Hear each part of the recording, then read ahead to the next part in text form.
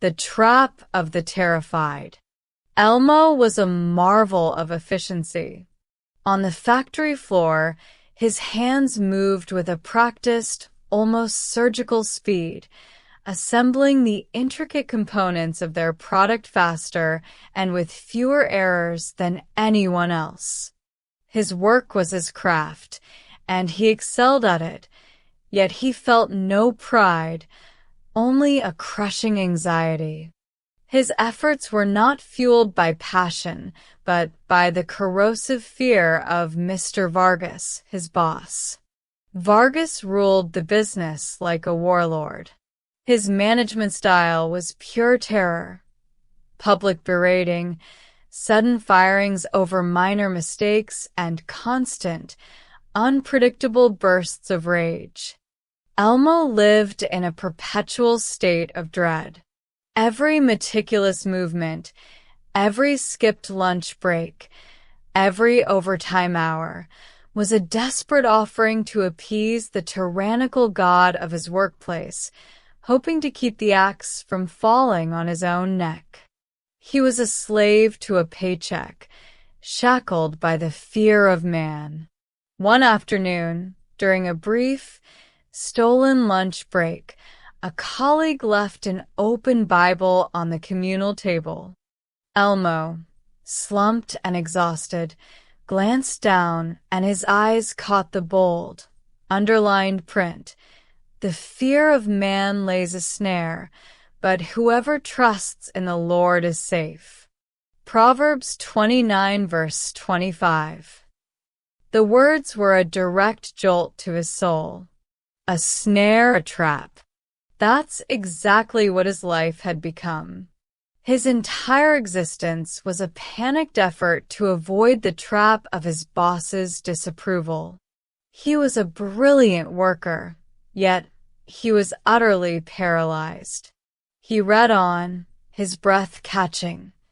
Cursed is the man who trusts in man and makes flesh his strength. And blessed is the man who trusts in the Lord, and whose hope is the Lord. A profound realization settled over him. He had put his entire trust, his hope, and his very emotional well-being in the hands of a flawed, volatile man. He had made Vargas his salvation from poverty and unemployment, only to become his slave. The next morning, the change was subtle but undeniable. When Vargas stormed through the assembly line, his face a purple mask of fury, looking for an employee to humiliate, Elmo did not flinch. He did not speed up, nor did he hunch his shoulders in anticipation of the verbal lash. He simply kept his hands moving with their accustomed skill, his mind reciting the newly acquired truth. Whoever trusts in the Lord is safe. Vargas paused directly behind him, his presence radiating menace. Elmo, your quota for the day needs to be 50 units, not 45. Are you slacking off like the rest of these lazy dogs?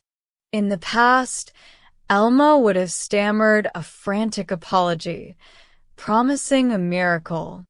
This time, he looked up, met Vargas's eyes, a thing he never dared do, and spoke calmly. Mr. Vargas, I have consistently exceeded the daily average and my quality control is perfect. I will finish the shift at the standard, excellent rate. It was a small thing, a simple statement of fact, but in that terrorized environment, it was an act of rebellion born not from courage, but from a quiet, internal shift of allegiance. Vargas was stunned by the lack of fear in his eyes. He spat a few more threats, but finding no satisfying terror to feed on, he moved on. Elmo finished his shift that day the same way he always did, with excellence. But for the first time, the excellence was his own. The work was still demanding, but the fear was gone. He was still subject to his boss, but he was no longer a slave to the man's approval or rejection. He had stepped out of the snare, his trust now resting not on the shifting sands of human temper, but on the solid ground of God's word.